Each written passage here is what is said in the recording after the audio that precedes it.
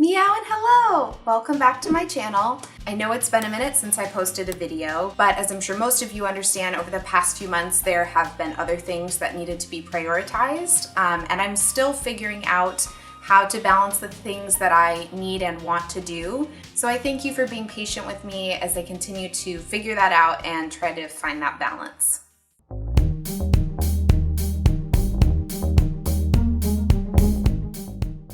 Okay, so in this video, we're gonna talk about my kitchen cabinet makeover. So let's kind of get into why I even wanted to do this project, and then I'll walk you through the key parts of the process. And as usual with any DIY that I do, let you know where I could have done better and things that you could potentially learn from me if you decide to do this project, which I'll just say right here at the beginning, I highly recommend. It has completely transformed my space, and especially if you live in a small space where your kitchen is the focal point of your apartment or your house or wherever you live, this can just be such an amazingly transformative thing to do that does not take a lot of time.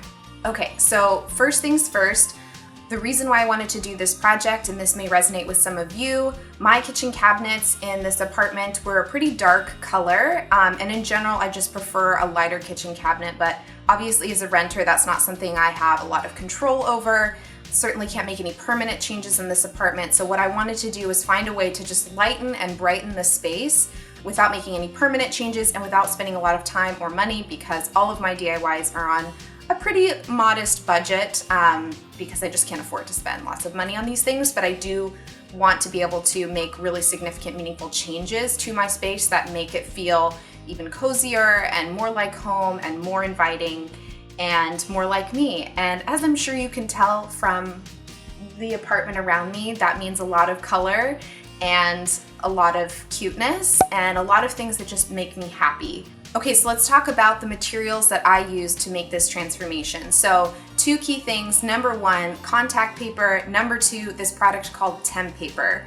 So temp paper is designed to be a removable wallpaper that you can customize. So you can paint it, you can stencil it, you can draw on it, you can do whatever you want without making permanent changes to a wall or anything that you put it on. So I had this idea that I wanted to do a two-tone kitchen with white cabinets on top and artisanal mint color on the bottom of the kitchen cabinets. I actually spent a lot of time researching the best way to accomplish this, specifically when it came to the custom color on the bottom. What I did was found this product called temp paper, and I thought, okay, this is a removable wallpaper. Couldn't I just put that on my kitchen cabinets and then paint it, because it's designed to be paintable? And something to note, you may be wondering, why wouldn't you just do contact paper and paint the contact paper? I learned that you can actually paint contact paper, but because of the nature of the finish, you actually have to use like a primer to ensure that the paint will stick.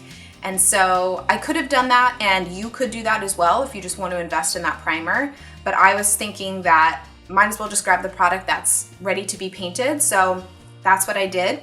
What I was trying to do was match my entertainment center because I love that color mint. And the biggest thing I was thinking is, in doing a pop of color and a pretty bright, unique one here in the kitchen, I didn't want it to clash, which I realize as you're looking around me and you see all of the colors that are in this space, that's potentially not something that I have to be concerned about because pretty much every color on the color wheel is represented in this apartment.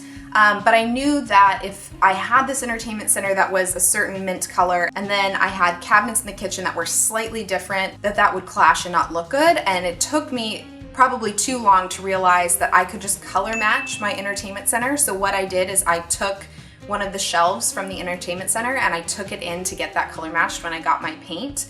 And that way it's an exact match, which is amazing. So it makes it feel like this one big space, which I sort of divided into two spaces with my buffet / sideboard to make it feel like it is one cohesive space. So I still get this bright, pretty mint color in the kitchen, but it doesn't come at the cost of like creating this like clashing mint thing in the whole space, if that makes sense. I probably thought about this for too long, but you know, here we are. There are a lot of shades of contact paper, but I think in particular if you're trying to match an existing color in your space, or if you have just this dream color in mind, or like a paint chip that you just really love, I think this is a great way to be able to translate that color into your kitchen. Okay, so step one before you order any of the product is, of course, to measure. So you want to see how much contact paper or temp paper or both you're going to need. So make sure that you measure a couple times and buy a little bit of extra product, because inevitably you're gonna make a mistake here or there and you're gonna want to make sure you have extra on hand.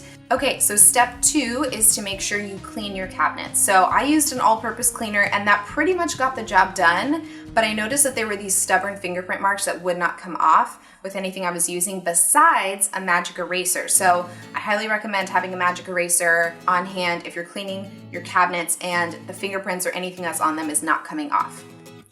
Okay, so step 3 was to take off the cabinet doors and to start wrapping them in the contact paper and or temp paper. So what I ultimately did is the bottom cabinets first, because those of course were going to be painted, whereas the top, I just used a plain white contact paper that I was not going to paint. So I wanted to get the bottom cabinets done first so that those could be drying while I was working on the top. So I opted on the bottom to take all of the doors off at once, clean them like I said, and then start wrapping them in the temp paper, which was very easy. So you just want to make sure that you are getting all of the air bubbles out. That's really important, because especially when you paint, as I can see now in a couple spots, if you don't completely get those out, the paint will accentuate that a little bit. Now that said, it's probably going to happen in a couple places. I was trying to do the best job that I can and it still happened, but overall you can't really notice those things. Don't worry about it. Just make sure that you wrap the doors enough that like the temp paper goes around to the other side, so that way you can paint the sides of the cabinet doors. I think that's really important, just to make sure that it looks a little bit more realistic and like that's actually the color of your cabinets. So just be mindful around the corners to just get those to be really snug, and if the paper isn't quite sticking down, you could potentially use some other kind of adhesive to help it stick in those corners. Just make sure that it's not on your actual cabinet door so that you can easily take that off when you take off the temp paper when you move out or want to change it. Okay, so once I had wrapped all of the bottom cabinet doors in the temp paper, I got to painting. So I think you could do, depending on how many cabinets you have, the smallest like sample size thing of paint. I got nervous and I ended up getting a quart just to be safe. I definitely did not need that much paint. You could probably do a sample size or even 2 samples for less than a quart. I don't have a space in this apartment having juniper where I can lay out something to paint. So I had to set up sort of a little workshop in my bathroom, which I did make work. And I think that's a testament to the accessibility of this project. Even in a small space, you can totally do this. So I set up my little painting workshop in the bathroom and did 2 coats of paint and just made sure to respect the manufacturer's instructions when it came to dry time. So I made sure to let each coat dry for 2 hours before applying the next one, and I did 2 coats. I ultimately did not opt to do any kind of poly or top coat, and the reason for that, well, there's a couple reasons. One, I know that those can yellow, particularly on like lighter woods. They're kind of like famous for doing that, especially if that material is going to be exposed to the sun, which my kitchen cabinets definitely are.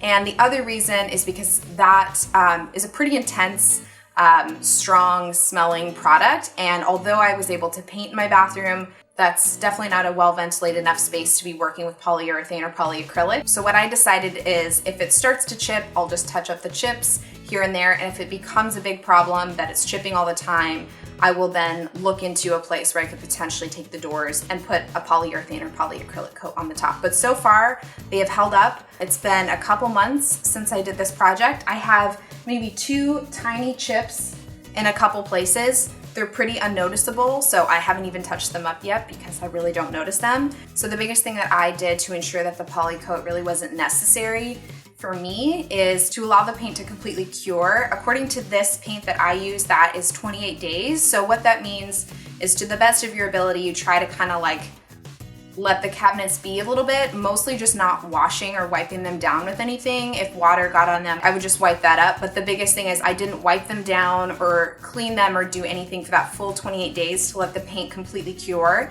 And that's really gonna help you if you also opt to not do a poly coat, to ensure that the paint doesn't chip and that it lasts as long as possible. So while the bottom cabinets were drying, I just did the same process on the top, except I used contact paper. I wrapped all of the doors. I took them off one by one and put them back on. I just felt like that was a rewarding way to do it for me because I could see it slowly start to come together, which was really cool. So the only non-removable part that I wanted to paint here on the bottom is just the piece that's right below the kitchen sink.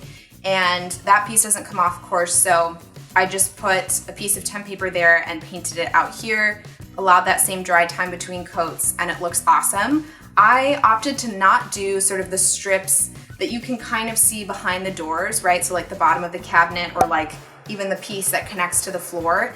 It really doesn't bother me. I can definitely see it, but I think the transformation is so awesome as it is that it doesn't bug me. But if you think that is going to bug you, or if the colors between your original cabinet color and the color that you choose for the contact paper or temp paper are going to contrast too much, you're going to notice that too much, you can totally use the contact paper or temp paper to do little strips, but I just didn't feel like that was necessary because it's pretty not noticeable in the grand scheme of the kitchen.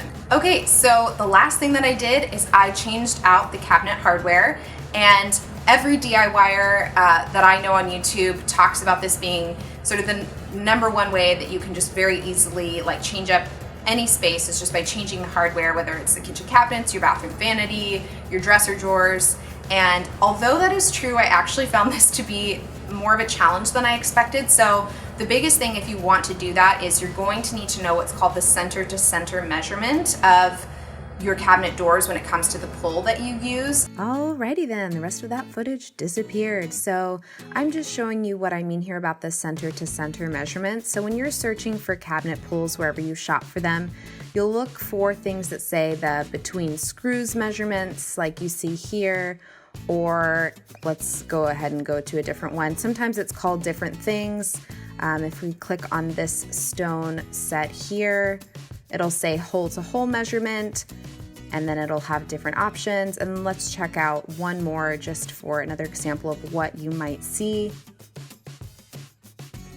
So over here on this one, there's not options, so looks like maybe these are vintage. So if you scroll down, you'll see holes are approximately so many inches apart. So just be sure to check for that when you are replacing your cabinet hardware. You're going to be measuring the distance from the center of each screw hole. So the best thing to do if you have existing hardware on there is to take that measurement and use that center to center or hole to hole measurement while searching for replacement hardware. So I opted to make the fridge surround white to match the top cabinets. So that way the mint on the bottom cabinets would be this nice pop of color, and to ensure that I wouldn't have to sort of figure out how to paint that while having Juniper around, because she really likes to lick surfaces. It's just her thing. So of course, if you have a similar setup and you want to paint that using the temp paper, absolutely do that. But in my case, it just wasn't really something I could do. But I also really like that I kept that white, because when you walk in, it just makes the space feel brighter, and it just made the process a lot easier to finish. So to ensure that the cabinet behind didn't come through, I did create a slight seam. I had to do that because of the width of this particular cabinet around the fridge. So just know that that's something that you're going to have to be okay with, is that having a little bit of a seam there. So something I'm actually trying to figure out, and I would love your input, is how I should dress the seam on the side you see when you come into the apartment. So I don't really mind the seam that's like next to the coffee maker. That doesn't really bother me. But the seam you see when you walk in right away does bug me a little bit. So I'm going to put on screen a solution that I think might work, which is essentially turning it into a cork board, which is great because it'd be a place where I can hang cards and things like that and just kind of trim that out.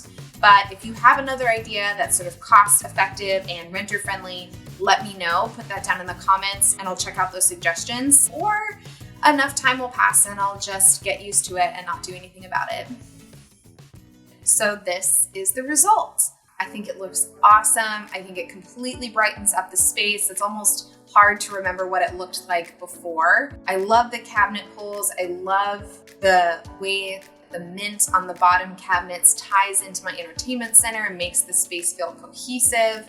I think it looks absolutely awesome, and I can also see my kitchen when I'm coming home. So when I'm walking up to my building, because I'm on the first floor, I get to see that, and it just makes me really happy, and I think it looks awesome. And It took me a weekend to do, so not a lot of time to make a pretty significant transformation. So if you're inspired by this project and you want to do it as well, just know that all of this is completely removable. If you liked this video and this project and you want to see more DIY projects from me, be sure to like this video. And if you haven't already subscribed to my channel, I have several videos coming your way.